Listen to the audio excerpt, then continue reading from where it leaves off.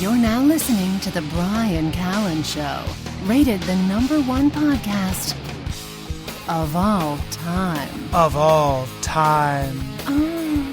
Make sure you're ready, because this is the podcast where you are guaranteed to learn virtually everything. Okay, I retired from Georgetown as something called Distinguished Professor Emeritus. Yes. And I think at Oxford I'm referred to as the heavy-set fellow with a beard. Outstanding. Are we recording this? Because I want to hear it. You guys listening to Professor Daniel Robinson, my academic hero. I'm so excited to get him. He's got a course that I've listened to twice, The Great Ideas of Philosophy, another course called The Great Ideas of Psychology. Professor, I think I've written 17 books, edited 30. You are Professor Emeritus at Georgetown University, which is a fancy way of saying you're retired. You teach at Oxford University. And I got so many questions. I'm so excited. And I guess you're now retired. You teach at Oxford. How do you say? Let's just get it out on the table. You're probably the smartest man in the world. I mean, somebody's got to hold that title, and I'm giving it to you here on the Bryan Well, I Callen hate Show. to be the fellow in second place. I understand, but you have, it really is exciting when I listen to you. It's funny how much reading you've obviously done, and you've lived a life here, and you've spent a great deal of that life really thinking about the big questions. So then at the end of the day, I find myself saying, I wonder what this guy, the man who studied all the great thinkers, immersed himself in the best that's been thought and said, I wonder what he thinks about every single day and what goes on in your head. I don't know. I mean, what is your philosophy at the end of the day? Well, Brian, there's a marvelous scene in Enchanted April, if you've seen that film. I have not. Well, several women decide to free themselves from the constraints of marriage in the late Victorian period, and they're successful in renting a villa in Italy. And in different ways, they actually come to find themselves through this experience. But one of them, who is very, very aloof at the outset, absolutely unapproachable, wants very little to do with the two women who've pulled this together, is old now, and her early friendships included Matthew Arnold. You referred to the best things said and thought by the human race. That's a famous line of Arnold's out of Culture and Anarchy. Who knew? And she's known these people personally. She has pictures of Carlyle and other notables, and she starts talking to herself in her room one evening as she looks at these pictures, and it dawns on her that all of her, quote, friends, close quote, are dead. And although they were very great, they have nothing new to say to her because they have nothing more to say. Well, Descartes says a person who spends too much time in a foreign country becomes a stranger in his own land. So, yes, to live with the ancient Greeks and to get up every day thinking of those clever wits of the Enlightenment and so forth, it's a life of enchantment. It's also a very daunting life. It puts on notice most of the things we take for granted 7 days a week. Mm-hmm. But that much said, the sun comes up, it's 2013, and one has to recognize the problems of this world at this time. One can use the past as a guide. At least we ought to be able to avoid most of the mistakes of the past. It's never a bad idea to consult one's betters, whether it's in art or music or sports or literature or indeed philosophy. But at the same time, it's highly unlikely that anything in the past will just be absolutely perfectly tailor-fit as we dress up for the day's problems. So yes, I do live with those old dead Greeks, etc. And occasionally enjoy the company of some living ones. The audience might enjoy this. Some years ago, public broadcasting and the BBC got together for a series. It was an award-winning series titled The Mind. And this was to be a takeoff on an earlier series on the brain, on which I was an advisor. And I was also taken on as an advisor for the series on the mind. Well, there were various planning meetings at PBS in New York, and I was asked how I'd begin the series, and I said, well, we might want the first program to be The Search for Mind. We could show someone with a devastating amnesia, retrograde amnesia, has trouble knitting together any two experiences more than a minute old, etc., etc. And I said at the time that they told me I'd be on camera, and I said, well, I'd probably begin by saying that the search for mind begins with philosophy, and philosophy begins in ancient Greece. So we hammer these things out. About a week later, I get a phone call in my office, and the executive producer says, well, we're getting ready to shoot this, Dan, but Athens is out. It's too expensive. I said, well, what are you talking about? Well, he said, you're going to refer to Greece, and I assume you expected... No, I said, you don't have to film there. I said, I can stand anywhere and say that. So they said, well, we're going to be filming you at Freud's house in London and Darwin's house at Seven Oaks. And here's a question I'll remember till I go to my grave. Are there any old Greek things in England? I said, yes, quite a bit, and a number of old Greeks who want it back. Yeah, that's right. There you go. You know, every time you speak, I just at the end of, you're sort of, it's almost like a soliloquy. I want to sing a song, although I have a terrible voice. But you have such a great, concise way of putting things together. And, as you were talking and you were speaking about living with the Greeks, you end one of your lectures about Socrates, and you always say, I have young people who say, what should I read? I want to educate myself. And I always say, well, I think you should start with the Greeks. I think you should start with the dialogues and then go from there.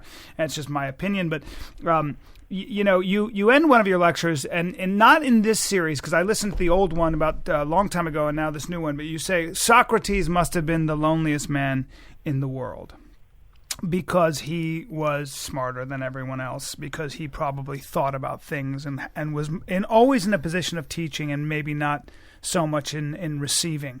And I know you say it's a daunting life in some ways. And why is that? Is that because the answers are left for you to figure out and teach? Well, I don't think I'm early in seeing Socrates, jovial though he was and so forth, as lonely. If you take a look at one of the most raucous of the dialogues, the Symposium. And this is where Alcibiades is proclaiming his love for Socrates and how Socrates jilted him and etc. But at the end of this, everybody's been drinking all night, and there have been these learned and not so learned discourses on the nature of love and so forth. Plato gives us a Socrates who, alone in that group, gets up and, as Plato says, walked back home alone. And I think, there's more to that sentence than the mere repertorial, by the way, one of the fellows in the party got up and went home. Mm-hmm. And I don't think one feels lonely in virtue of being any cleverer than anybody else. I think that if you take a look at the ongoing party and take great pleasure in the pleasure that the partygoers are enjoying themselves, you don't know whether to announce that this ship is taking on water, or whether you ought to go in and have a final stroll around the dance floor yourself, whether you should pull the emergency cords and sound the alarm, whether what you think is taking on water is just some complex mode of achieving a kind of ballast that you didn't know of yourself. But you do get this recognition. It's almost like listening to a Strauss waltz. The first impression a Strauss waltz has is one of gaiety and people dressed to the nines and so forth. But when you listen to it, there's a very definite farewell element in this. It's an age rather gently saying goodbye. Mm-hmm. And I think that one of the sources of loneliness is the recognition that if you really do use the standards of the best and the brightest in ages that achieved something extraordinary, you do get this sense that they are now either taken for granted or forgotten, and the menacing consequences of either taking them for granted or forgetting them. And at the same time, you don't want to be the bore at the party who says, I know you're having a good time, but do you realize that you're running pretty low on petrol, or that skipped beat you feel in your chest could be diagnostic for something serious? Or have you noticed your children are awfully stupid? This is a very important point, though. You know, there are very serious issues to be discussed and problems to be solved. But you know, when you bring up the important things at a party or whenever you get together with people, even people that people that make a difference in the world, who have some power and whatnot, it's really considered rather gauche, isn't it, to say, well, you know, you may like gauche to care. It's gauche to care. It's gauche to try to solve a problem. It goes to challenge other people's assumptions about what they think is true. Well, you can even make it worse than that, and that is when you do, no matter how tentatively, record your concern, if as a result of a wasted lifetime you actually do so in academic terms. You know, I mean, at a certain point, Bryan, and I'll tell your audience and Hunter, after 50 years in this business, it's extremely difficult not to sound professorial.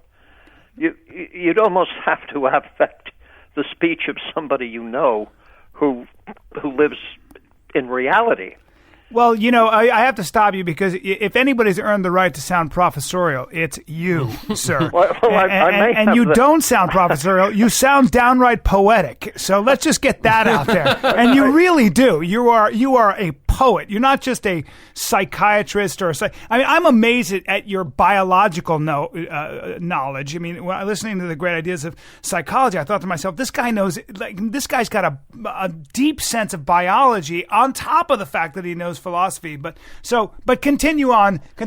Just I did get started at that end of the field. My doctoral degree was earned in neuropsychology. When I was a young person, I used to publish a fair amount on visual biophysics and human brain function and so forth. And in fact, it was that actually got me interested in philosophy of mind and some of the profound issues in philosophy of law. You know, we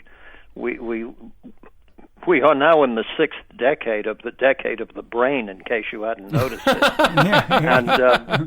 And you can't pick up a magazine without finding out that the love you have for puppies is based on something in the limbic system, that you thought you were making a moral decision, but it was your amygdala all along. I don't know that we're going to survive our success in these areas. I was going to ask you that. You know, that was then the question I had, because as we learn more about the brain and our biology, and we learn that emotions and these kinds of things actually can maybe be measured with a number eventually, then it raises the question: well, what is a criminal other than maybe somebody who doesn't get enough serotonin to his amygdala or what have you? I mean, if we get to a point where we realize that even terrible people like serial killers are just brain damaged, and by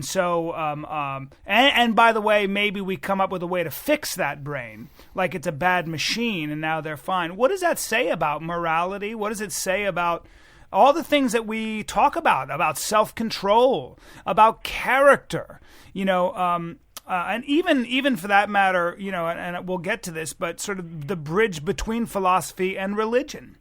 That's really, I wonder if that's thrown you for a loop.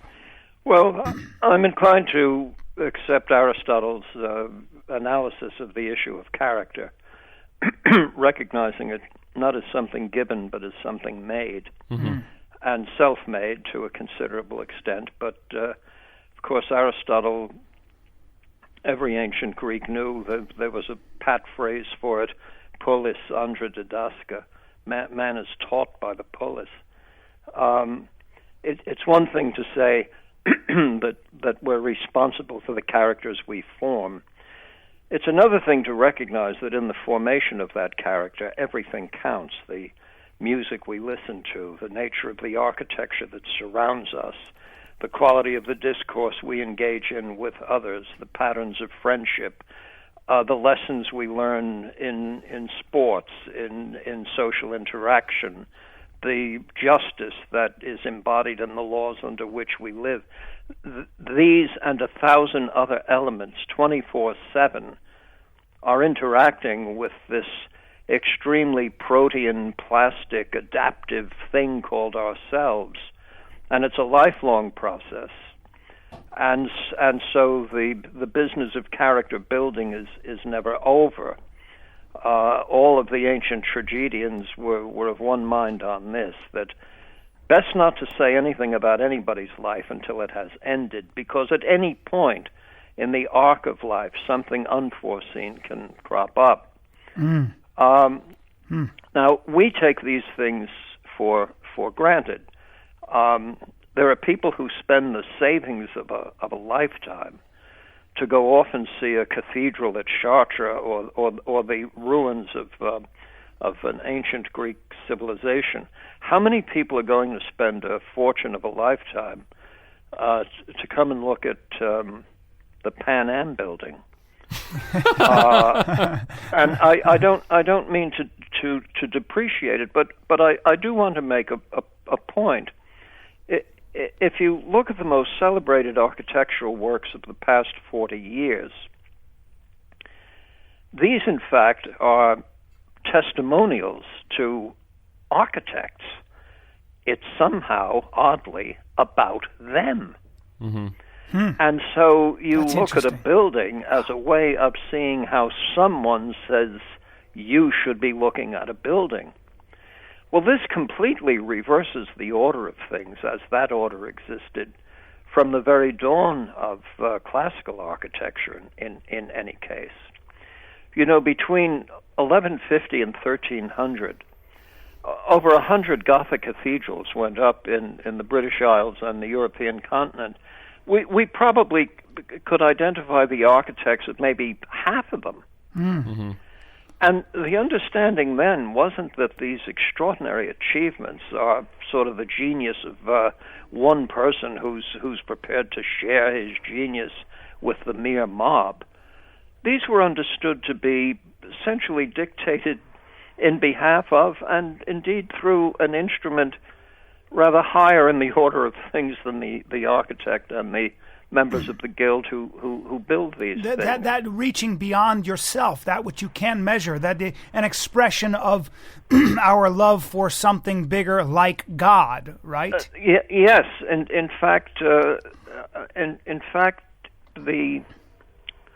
how shall I put this? When the Greeks defeated Persia, the idea was to leave the burned wooden temples on the Acropolis at the time in place as an eternal reminder of what those blankety blanks had done. And it was chiefly through Pericles that the Athenians got over it, cleared that stuff away, spent a very large fraction of the GNP putting up something that they regarded as most fully expressing their attachment to order, balance, harmony, proportion, reverence, piety, etc. And it's called the Acropolis. Well, that's over 2 millennia ago, and it holds up. It sure does. It sounds to me like you're making an argument for the value of the belief in a God. Because, and I wanted to ask you that because you do a wonderful job of arguing when you talk about I don't know. He's one of the founding fathers of Christianity, and I'm blanking on his name, which is crazy. But you draw this bridge between the Stoics and Christianity. You essentially make an argument for the fact that, yes, Rome was up to its ears in Greek philosophy. Its documents were written in ancient Greece. Its children were tutored by Greeks. And yet, if you look at Plato's Republic, if you tried to live by Aristotle's biology, you would still come up short. You would still realize that this is a world where there are slaves, and some people are worth more than others by their very birth, their very skill set, the color of their skin. It wasn't until this Christianity, this Judeo-Christian ethic came along and said, hey, we are all of the same moral worth. We all come from one single source. I had never thought of it in those terms. We all have the same Father, according to that teaching. Sure, but man, do we take that for granted, because that is part and parcel of our justice system in this country, and I would argue that's something that makes this country such a powerful force in the world, powerful force for good, in the notion that we are a country of laws. That comes directly, it seems, from that Judeo-Christian ethic. Well, you have to be careful as well, because, I mean, so much of what our justice system is, it comes out of English common law, which a large part of that seems to come out of Germanic roots. The Germanic tribes were incredibly egalitarian, and in fact, a lot of hunter-gatherer tribes are. So the question is, are we really, do we draw the line back to Christianity, which exists all across Europe, or do we draw the line back to, the Germanic, People's Council, Professor? Where everybody has a say? Professor, yes. Your answer, sir? My answer. It's a daily double, by the way. We're in a unique position here because unlike any identifiable country in the history of the world, the one we're privileged to live in was actually founded by people whose names we know, and on dates we can actually establish with a calendar. And as they were extremely well read and gabby, we know what their sources were, and more particularly, we know what the sources of their thinking were not. They were students of failed republics. I don't think any of them found it necessary to go back to Germanic tribal modes of organization, but they certainly understood what got Rome into the status of a republic and what killed it in the end. They fretted constantly about a continent the size of this one being able to sustain a republican form of government. You're speaking of the Founding Fathers. I'm speaking of the Founding Fathers. And as far as English common law is concerned, I would want to make 2 points, Hunter. First, the alleged distinction between Roman law and common law, as if the two had a kind of parallel development, and common law somewhat independently taking on the burden of developing itself, I don't think that will bear the weight of historical fact. Common law elements were parasitic on older Roman understandings from the outset, actually, or very nearly from the outset. But the second thing I'd want to point out is I'm going to get awfully teachy here. You've got to forgive me, but raising these very important questions. We love it. Probably the best mind of the 55 people who were in that hot, sweaty room in Philadelphia James those Madison. months. Probably the best legal mind was the mind of James Wilson, who was a native Scot. George Washington would appoint him to the first U.S. Supreme Court. That was a time, by the way, when every justice, there were 5 of them, would write an opinion on any case before them. But in the first major jurisdictional dispute settled by a U.S. Supreme Court, lawyers in the audience might remember this as Chisholm versus Georgia. It was Wilson's opinion that proved to be historically most significant. In that opinion, as well as in his lectures on law, Wilson makes a fundamental distinction between John Locke's conception of rights and what Wilson wants the world to understand the founders' conception of rights to be. And I say this as a remedy for those who think that what the founders came up with was a kind of reheated, John Locke's letter on tolerance or his second essay on civil government. There were strong reservations about how Locke got to his position. Because, in fact, if you try to match the John Locke of the treatises on civil government with the John Locke of the essay concerning the human understanding, there really are points of conflict that I would argue are irreconcilable. Locke, in the essay on the understanding, is a dyed-in-the-wool Newtonian. He is an older friend of Isaac Newton's. He adores Newton. He understands the Newtonian worldview to be the worldview. That's it. Bob's your uncle.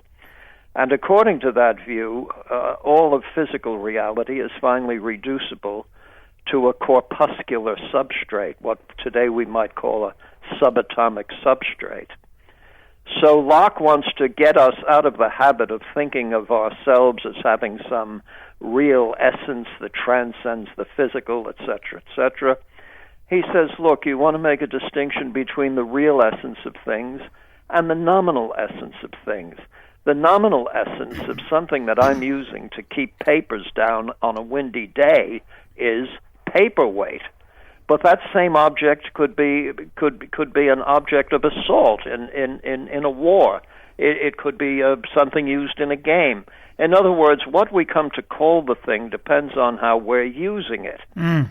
Now, that very line of reasoning then would convert a human being into something called a lord or a baron or an earl or a doctor or a lawyer or a teacher or a cook.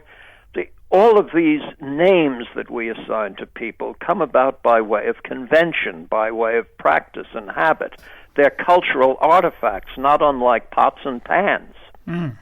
Now, if you do that, then the notion that in that entity, in virtue of its real essence, it possesses something called an unalienable right, would simply be nonsensical. Mm-hmm. Not that Locke would say so, but that would be the arc of reasoning in Locke on the essay concerning the human understanding that would get you into that bind. Mm.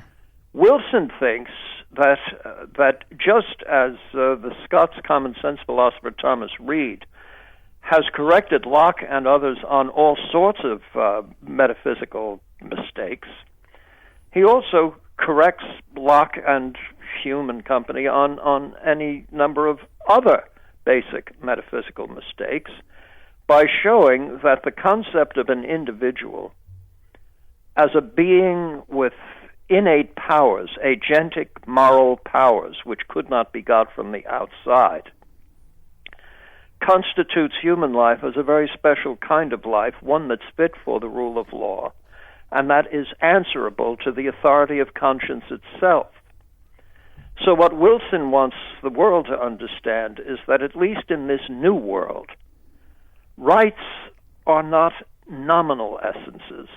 They are part of the real essence of an individual. In Chisholm versus Georgia, where Georgia claims it can't be sued because it has something called state sovereignty, Wilson does an extraordinary analysis, pointing out, first of all, that the word sovereign appears nowhere in the Constitution of the United States. So he says we have to find out what that term refers to. Mm-hmm. And then in an absolutely summoning moment of jurisprudence, Wilson concludes by saying, we see then that sovereignty is in the man. Mm. Now, once you begin with that, you have left Germanic tribes, Roman law, the House of Parliament. This actually is an extraordinary event in human political history. I wish our students knew more about it. I wish they knew more about the people who brought it about. Because in that moment he was saying that sovereignty resides in the man. In other words, the most important thing is the individual and his life. That should be held at paramount importance. Governments are here for him, not vice versa. It sounds as though that's Spielberg's next movie. Now, well, hold on. Go ahead. The thing I was going to say though is,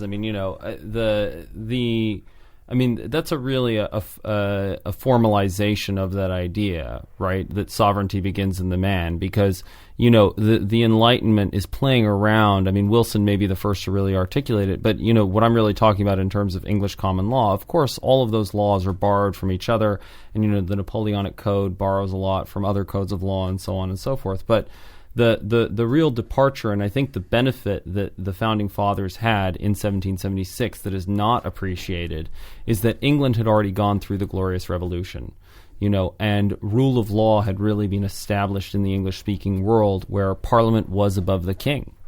And that was unique. I mean, why did the French Revolution fail? The French Revolution failed because, you tried to move straight from an absolute monarchy to a democracy. Whereas, the Americans, we had the benefit of already having rule of law and then trying to progress from rule of law. Well, it's kind of what you were saying, Professor. They had the benefit of studying all the things that did not work.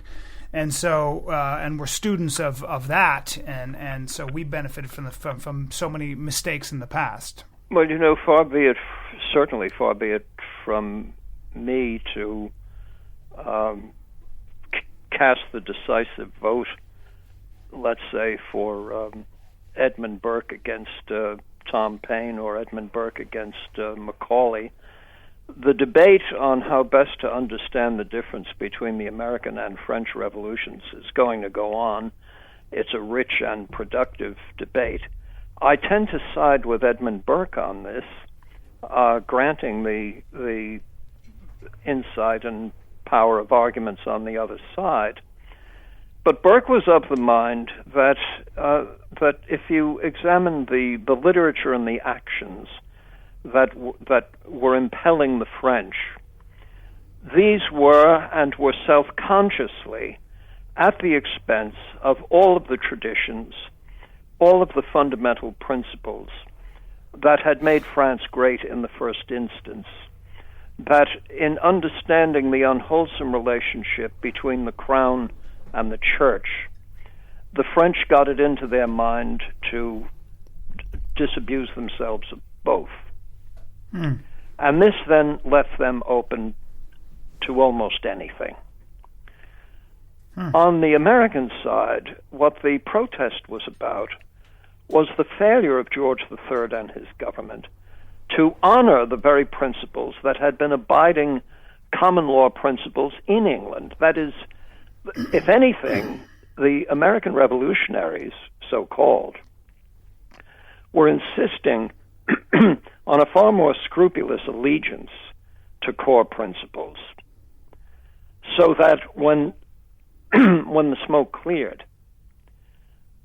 the people in this new world and under this new government were not left in the ridiculous position of having to discover all over again what it takes to have a government, because they had never rejected the principles on which any fair and decent government depends.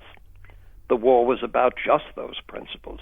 Now, one might say that's a rather romantic loss on, after all, what wasn't Hancock a shipping magnate, et cetera, Well, look, fellows, I'm 76 years old. I'm in a sentimental phase of life, you see. And with a tear in my eye, I look back at those characters, many of whom died poor. Wilson, by the way, had to run south to stay out of debtor's prison. Oh, no. Yeah. God. I mean, there's no justice. We've got this picture of a collection of slave owners, drinking lemonade with mint in it. That really doesn't summarize the group of 55 very well at all. They showed up in Philadelphia. Some of them had to leave because they couldn't afford to stay there. There weren't any subventions, by the colonies sending people there and putting them up. They were bunking together in various rooming houses and doing the best of it. A lot of them were writing letters back home saying, I wish this damn thing would come to an end. It was tough business. They argued all the time. Well, it's amazing. I mean, the fact that none of them, besides maybe Edmund Burke, but there was no violence, there were no fisticuffs. They just kind of, you say it. I mean, these men solved the political problem. They did. In fact, they did it so well that it has taken us the better part of 200 years to undo what they put together. That's right. And we're very resourceful. Yes. Well, yeah, I would imagine that we are in danger of losing our republic in many ways. You're 76 now. You've spent your life in contemplation, and I'm sure in action as well. But where do you come down on religion? Are you a religious man? Has your religion changed? Have you become more religious, less religious? And what does religion mean to you? Well, time for full disclosure. My sainted Irish grandmother, who, owing to the fact that my parents worked, had a lot to do with my very early upbringing. Of course, you can't have an Irish grandmother without being dragged to church. But Saint Michael the Archangel. I can tell you this: that when I finally got old enough to go out with some of my friends, my grandmother's parting shot would be, and I'll do it in her brogue. Now remember, Dano, don't do anything that would offend the Blessed Virgin.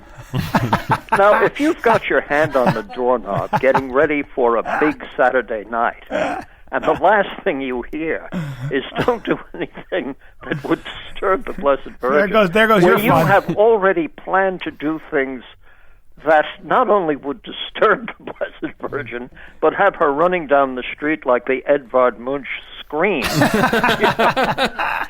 So I did go to Catholic boarding school from the time I was 8 till I was 12, and got a good start on what I think Marlowe referred to as small Latin and less Greek.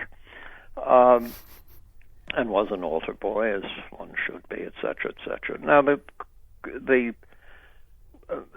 to be a Catholic without ever going through a Joycean dilemma is really to be a Catholic in a sleepwalk. I know, without those long chapters on what hell's really like. Oh, God. Exactly. I remember reading that. Poor James Joyce. No wonder he left Ireland. Oh, I mean, come on. But I would say this, Brian. I'm not dodging the question, but I do want to set up the answer to it. When I've been asked about Roman Catholicism, I do try to point out that that's a term freighted with very different meanings. And the differences have to be kept in mind, even if at the end you think there's some sort of integration that's possible. First, there is the historical fact of Roman Catholicism. It's a human institution. It was not God did not come down from the throne of heaven, put together some nice places in Rome, and declare habemus papam. So this is something pulled together under very, very difficult circumstances. One can only guess what its fate would have been had there not been a Constantine, etc., etc. Had there not been a challenge from Islam. So there's that human institution. It's among the oldest in human history, like all other human institutions of long standing. Its record of success, failure, ignorance, brilliance, etc., it's a mixed one. And I think anybody who wants to bet on all eternity solely in terms of the achievements of a human institution is headed for trouble. So there's that. It's also a body of doctrine. And for people with a scholarly bent, That's an extremely interesting aspect of Roman Catholicism, because the arguments within and against the Church began as soon as its influence became palpable. I think that's someone trying to ring this line. No worries. And that body of doctrine has developed over a period of centuries and centuries. But many people do know the main players in that, but this doesn't begin and end with Thomas Aquinas. This includes just about every celebrated skeptic in history. It's married priests, it's Italian surgeons, it's everybody in the game who has a quill and something that passes for ink is penning questions, penning challenges. When the medieval university finally gets going, there are public debates and disputes and so forth. Over Scripture, you're saying? Well, over Scripture and over the very organization of the Church, right. over church offices, over the authority of the Pope. It didn't start and end with Paul, in other words. Well, I'm talking about since that time. Yes. Paul and Peter themselves are engaged in a kind of dispute, but the Paul that I would point to is the Paul standing on street corners arguing with Greek philosophers, because centuries later, Paul-like figures are carrying on arguments in manuscripts with Avicenna and Averroes and Hebrew scholars in the Islamic world. So this is going on and on and on. Remember, until relatively late in the game, it was only Islam that had significant works by Aristotle. The Western world had, I think, his categories and the logical works, but you can imagine the momentous consequences when out of Moorish Spain, out of Islamic Spain, chap shows up with a manuscript under his arm, and it turns out to be Aristotle's Metaphysics. This was a game changer, and a relatively late development. I mean, if you work my side of the street, 12th century is recent history. Right. So that body of doctrine, far from being a shut up, I explained mode of church teaching, is exhaustive. It's incredible. It's here. I give you a couple of instances. Just take aspects of canon law. I'll give you things that Roman law never had to deal with, ever, and no part of the secular world would have to deal with. Can a mentally defective person receive the sacraments? Now, if you take a look at the close analysis done here, which, by the way, would come to inform secular law. The close analysis goes something like this. A mentally defective or even a profoundly limited person can receive the sacrament of baptism because the sin that it removes was not the result of a volitional act by the person who bears the sin. But the sacrament of confirmation cannot be received by a mental defective because it requires full volitional power. So there's already a distinction between things for which we can be held responsible owing to our competence and things for which we get legitimate excuses owing to a lack of competence. Now, I give you that as one. This is a particle. This is an atom in an ocean of thought. So I would say that at the level of the development and doctrinal teaching, the Church probably enjoys the most sustained record of critical scholarship, I'm inclined to say, in the history of the genre. Wow. Staying neutral on whether or not one would reach the same conclusions, defend them.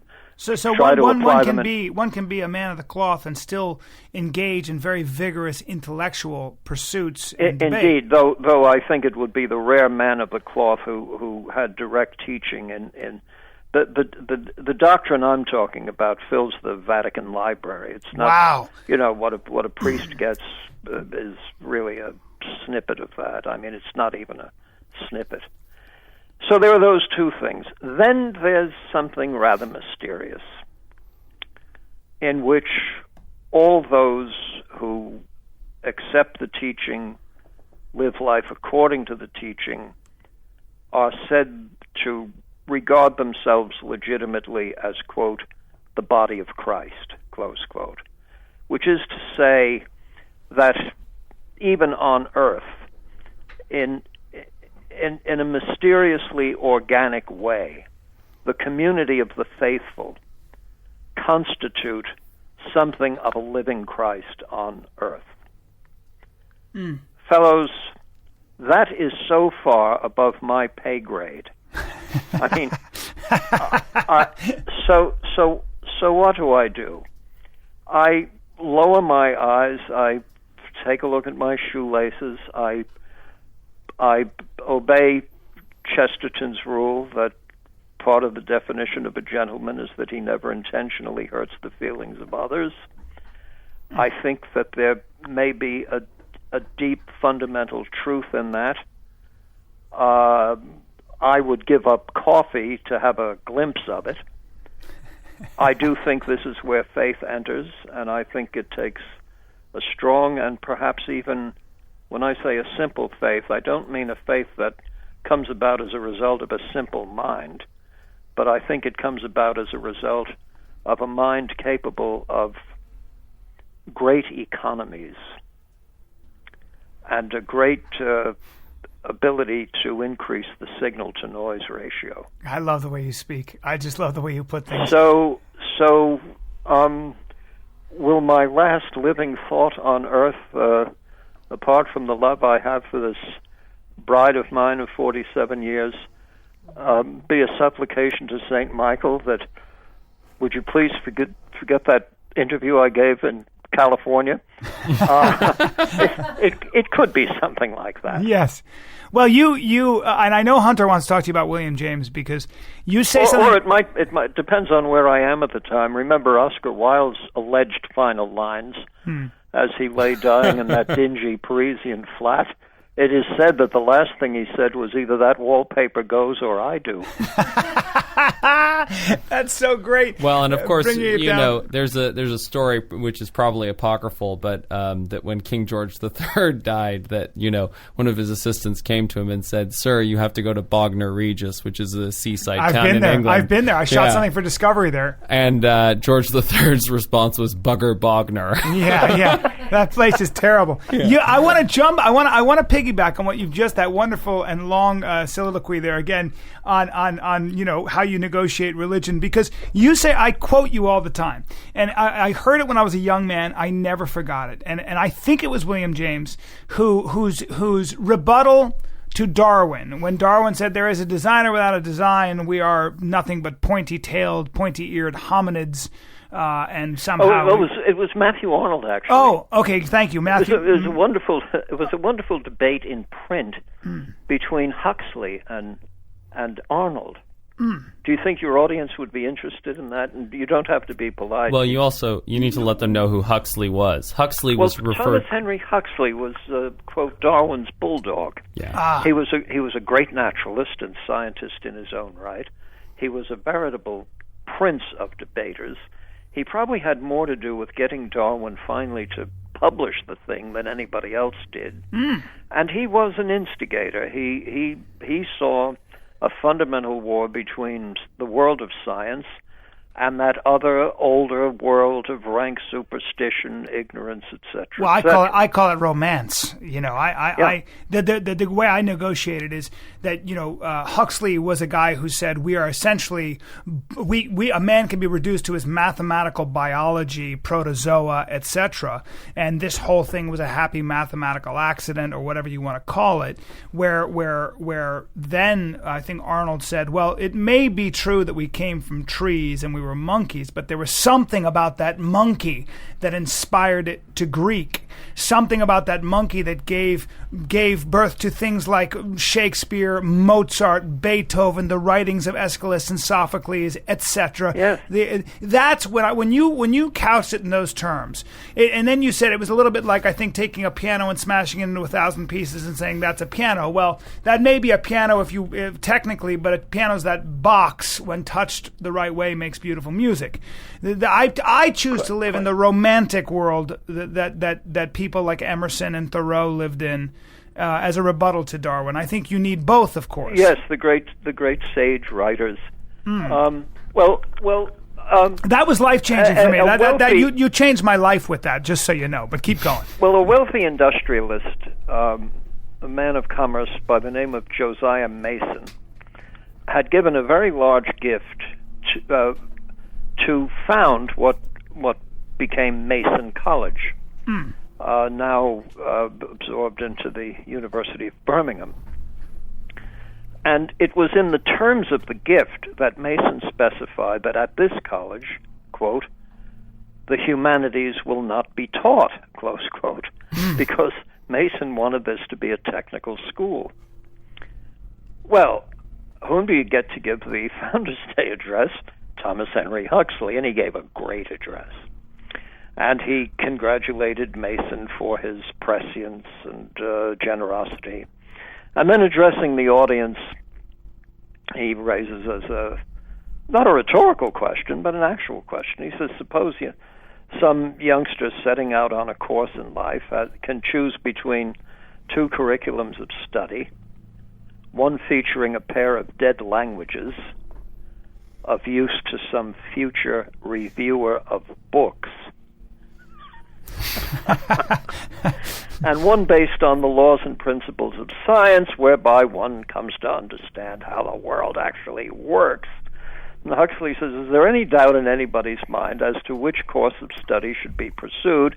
He says, anybody but our famous Levite of culture, Matthew Arnold. Now, of course, he and Arnold knew each other, and I think this was just a bit of nose tweaking. But so this essay was published, and it now is the pretext for Arnold to reply. And he does in print in a wonderful essay titled Science and Culture. And it's in that essay that Arnold says, well, look, I can't debate Thomas Henry Huxley on scientific matters. Arnold says, quote, why, the unsystematic nature of my thought is well known from one end of this country to the other. And you can sort of feel it coming. Yeah. He says, setting it up. I've been thumbing through, he's thumbing through Descent of Man. He said, by the way, I like that he's saying thumbing through. It's so condescending. I've been thumbing through your life's work. Yes, he says, where I find this passage, and this is a quote from Descent of Man, quote, our ancestor was a hairy quadruped with pointed ears and a tail, probably arboreal in his habits, close quote. And Arnold says, well, this is very possibly true. In any case, I'm in no position to dispute the point. But he says there must have been something in this poor chap. There must have been in him a veritable necessity. Must have been something in him that inclined him to Greek.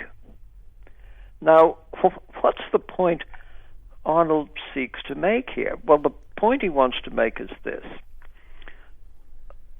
Left-hand side, hairy quadruped, pointed ears, tail, up in a tree.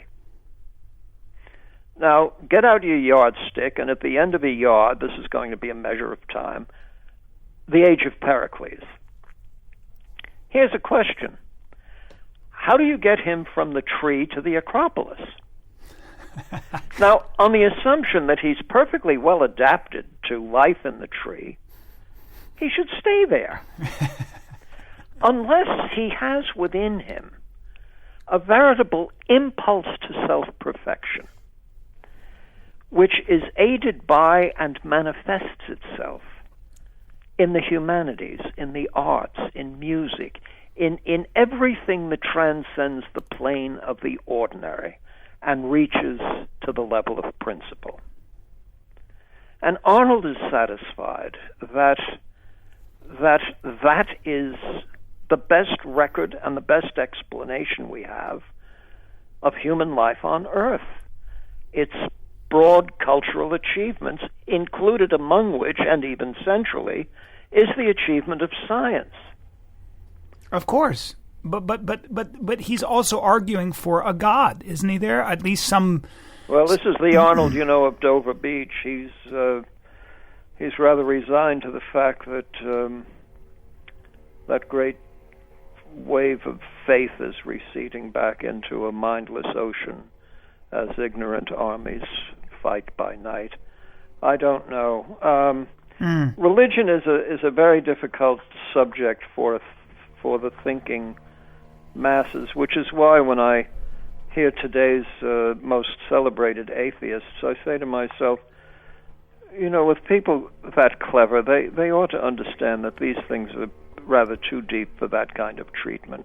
Yes, I would agree with that. They're coming in really in the middle of a story that they either don't understand or refuse to understand or insist on distorting. The idea that the best explanation of human history is some DNA kind of thing constituting a nervous system with certain inclinations and so forth. You can almost hear the machinery clanging in the garden, for goodness sake. I was going to say. Serious people are under no obligation to take this seriously.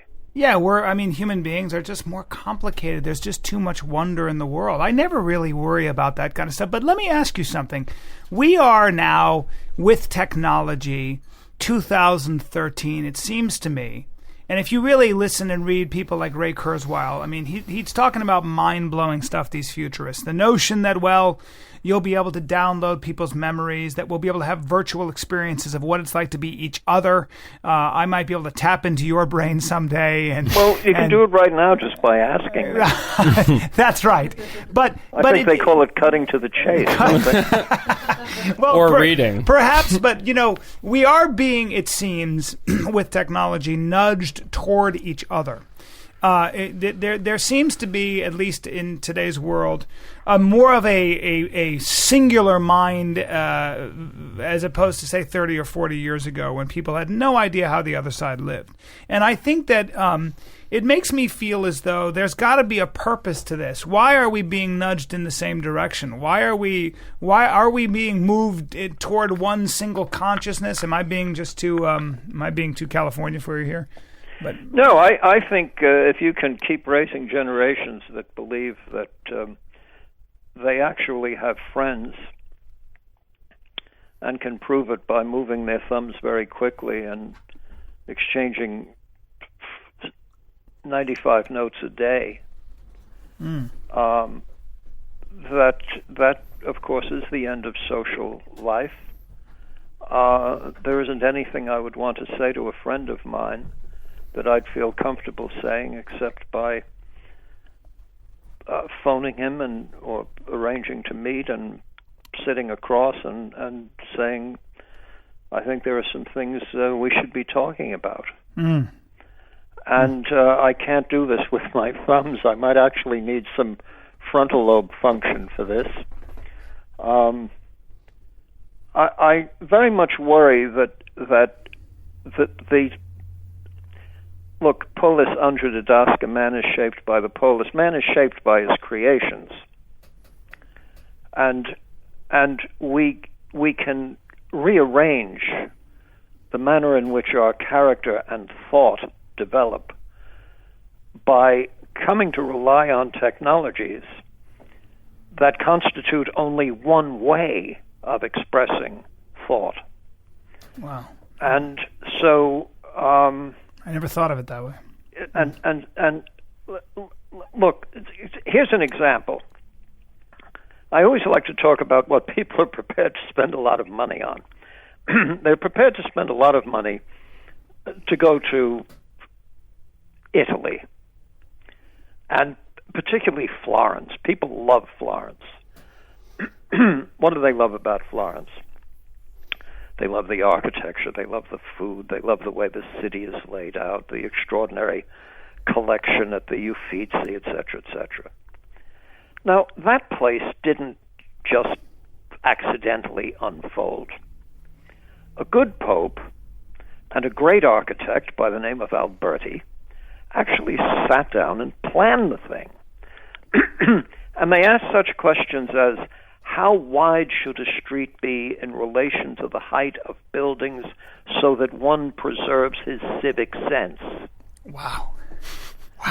And scale to a human being. It's geometric. It's harmonious. I mean, it's classically informed, etc., etc. When Alberti's finished, he summarizes this achievement of Florence in the Quattrocento.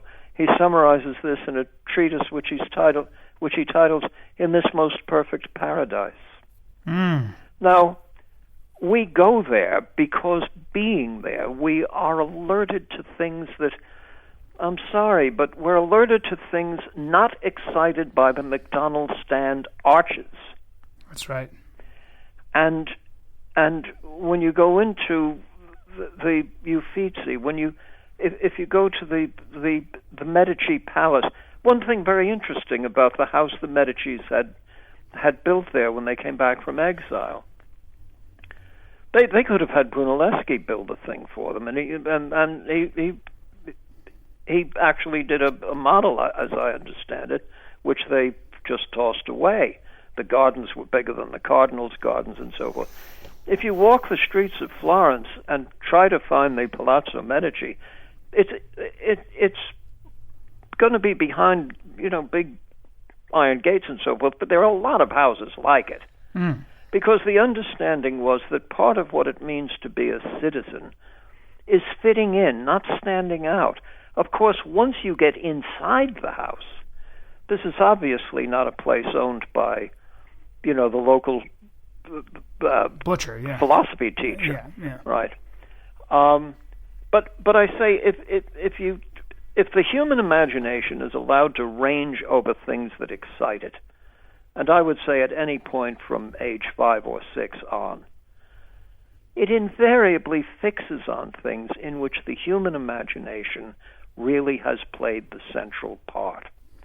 And I worry that we are so numbing those sensibilities that we will lose sight of what makes things great, and we will settle for sparkle without substance. I just love what you're saying.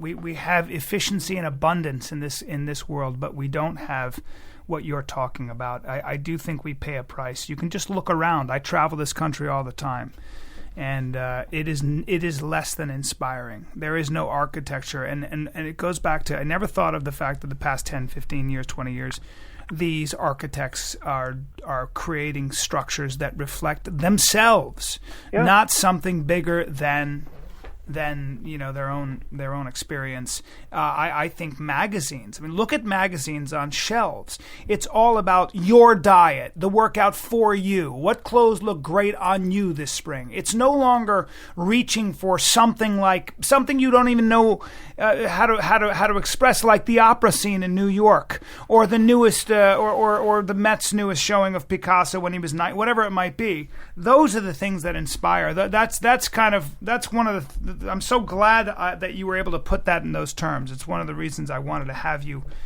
on here, because it's you couldn't have put it, I guess, more succinctly and clearer. That's you just described why it's so important. I do give on a regular basis, generally a lecture a year at Princeton for the program they have there in American Ideals and Institutions, and I do want to be polite to my host, and of course, ultimately the host is the university itself, and you certainly don't want to say anything against its donors. But so I won't mention the particular building, but the lectures are given in a building there. Princeton has a very pretty campus. Whoever allowed this thing to go up. It makes me rethink my position on the death penalty, and to stand there. I remember in one lecture I had occasion to refer to the art and architecture of the 18th century classic revival, because I'm talking about aspects of the founding. And as the words are coming out of my mouth, I'm looking around this room and saying to myself, if I had a hand grenade and could get the people out. That's great. But there it is. When Smith walks in, with his checkbook and says, I'm prepared to give you so much, and et cetera, and it'll be a great building for such and such, and I shall arrange for the architect, and so someone has to sit back and say, well, the gift will be greatly appreciated, but it is going to have to fit in, not stand out. Harmony. It sounds like you're talking about harmony. I remember my father used to say, if you can talk to a man for 10 or 15 minutes, walk away, and remember what he was wearing, he was improperly dressed. And my wife says that helps explain why when she met me, I think my wardrobe consisted of 4 gray suits. Well, listen, if we could see your brain, you'd be the best looking man in the world. So. You're kind to old timers, but look, I tell you this, Brian, my will is written already, so. And it's going towards a building at Princeton. That's right. That's right. It's going toward an unnamed demolition outfit. That's right. You're such a joy to talk to. I know you're probably a busy guy, and we usually keep this at an hour. I'm going to open the floor, though, to Hunter. You have any last questions for? Well, I was looking through your bibliography, and, I'm a huge fan of William James, and I think that, it's such a tragedy that more people don't know about him. So, I think just sharing a little bit of, what did William James stand for? Best writer in that family. And I love Henry James. Yeah, for sure. Were they brothers, or they were? Oh, yes, they were brothers. Wow. Yeah, there were wonderful letters between them. Bill, from time to time, would complain that he thought Henry was spending a little too much time abroad and actually ran the risk of becoming British. If I put you on a desert island, Professor, I gave you 10 books, what would they be? 10 books. Well, 5 books. First, you'd want to make sure. Let's make it 5. You'd want to make sure that you had some which, no matter how often you read, you were going to get something new out of them. And so, I would say Aristotle's Metaphysics would handle it. I gave for some years the core lectures at Oxford on Kant's Critique of Pure Reason, which many regard as the most difficult text in the entire philosophical canon. You devote 2 lectures to Kant in The Great Ideas of Philosophy. Yeah, well, the core lectures were 8 weeks on the fellow. Wow. I've written a book on trying to make him accessible. It's titled How Is Nature Possible? I probably would bring the Critique of Pure Reason with me. That would be a second one. Shakespeare, of course. I'll give you the whole canon. The Bible. The Bible.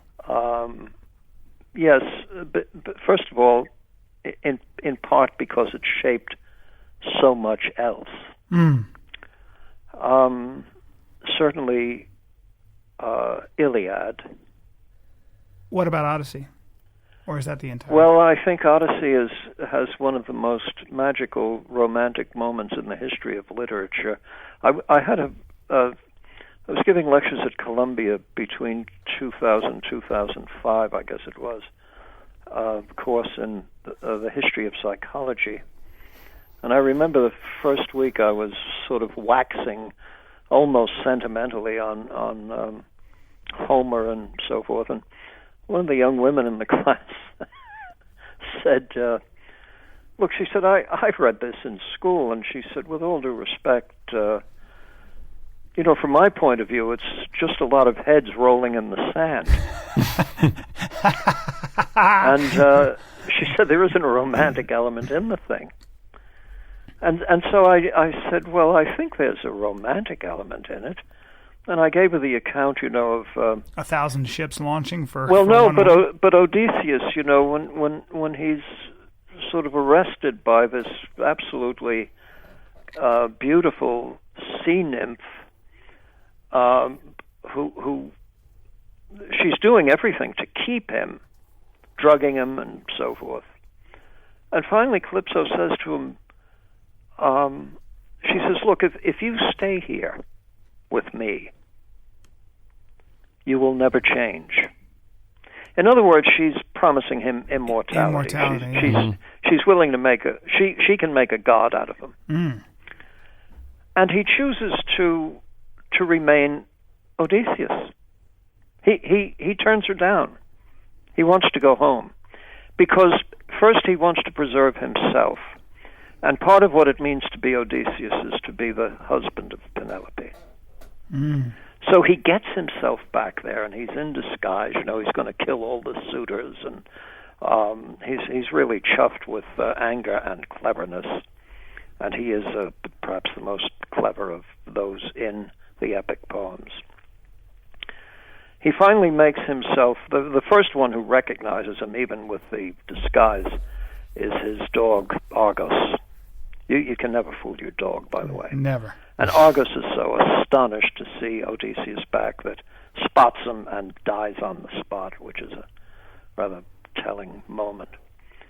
And then his wet nurse from years earlier, soon he swears her to silence under a rather brutal threat, by the way. And then he makes it known to his son Telemachus that, yes, it's I'm alive. Tell your mother. Now, she doesn't believe it. I mean, she has gone through years of lamentation. She's looked at the estate being pillaged by these characters. Every one of them wants her hand in marriage, etc., etc. She can't believe it. He finally presents himself to her with the disguise removed. It's in their house and it's in their bedroom. She is overcome by the sight of him. And yet, there's a skeptical element.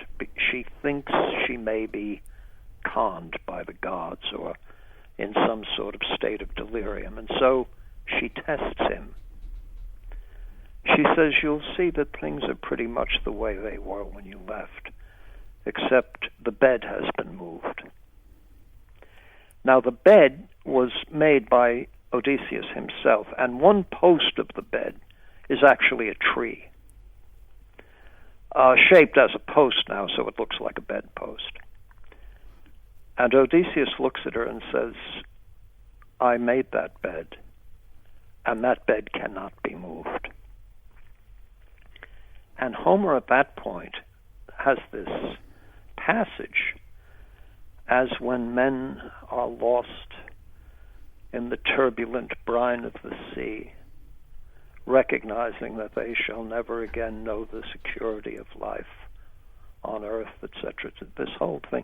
And just in case one of them, through good fortune or the intercession of the gods, should find his way to safety on the shore, so she wrapped her white arms around his neck and held him as if she would never let him go. I said to the girl, is that romantic enough for you? Hey, I'm producing estrogen. I'm swooning as we speak. So I would bring Iliad anyway. Okay, good. The rhyme schemes are unbelievable. Excellent. Unbelievable. Yeah. And well, this is going to sound strange, I know, but I think I would bring the Handbook of Physics and Chemistry. Just to have an infinite variety of numbers to fiddle with. Amazing. What a mind you have. What a mind. I just love it. Professor, you make the world a better place, and we thank you for your Pretty time. much by turning in early, I should think. I could talk to you all day. I really could. I just wish I lived next to you. I'd bother you all the time. I'd be like one of those girls with the rock stars always waiting outside his door. Hey, Professor, teach me more. Teach me more. You're a good man, Bryan. Well, listen. Infinite patience. Please, you're fantastic. You've changed my life with your lectures and with your mind, with your effort. And it's most appreciated, and you humble me with the fact that you would do this podcast. So I thank you. Great pleasure. And thank you so much. Listen, you're welcome back anytime. Anytime you have something you want to talk about, I'm always here. Consider me like the NSA, but not as promoting. Thank you, sir. Thank you very much, and Hunter, thank you very much. Thanks so much for coming on. Cheers, then. And we'll make all of we'll put links to all of your books on the page where this interview will be. Well, you don't have to do that, but thank you very much, fellas. Thank you. You do good work. Thank you, sir. Take care. Bye. Bye-bye.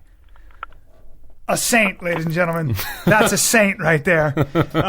Fantastic. Just the way he kind of just slowly teaches, and he's a romantic, and he's a scientist. Well, it's like the auditory equivalent of really dark chocolate. Yes. You know what I mean? That's fucking exactly what it is. He's so great. And it's like people come up to me in LA and they go, "You're smart." Hey, bro, I've read some books, okay? That's all I've done. That's like saying to the guy who plays tennis once in a while on the weekends that, yeah, he should be in the U.S. Open. Yeah. Shut up. That guy's brilliant. Thanks. Thank you, Hunter Motz, for getting Dan Robinson. And thanks all of you for listening. Hope you learned something. And there it is. All right. Peace. You've been listening to The Bryan Callen Show. Be sure to visit bryancallen.com for information about this episode as well as past and future episodes. You can follow Bryan on Twitter @Bryan Callen and like him on Facebook. Go to facebook.com/Bryan Callen Comedy. Thanks again for listening. We'll see you next time.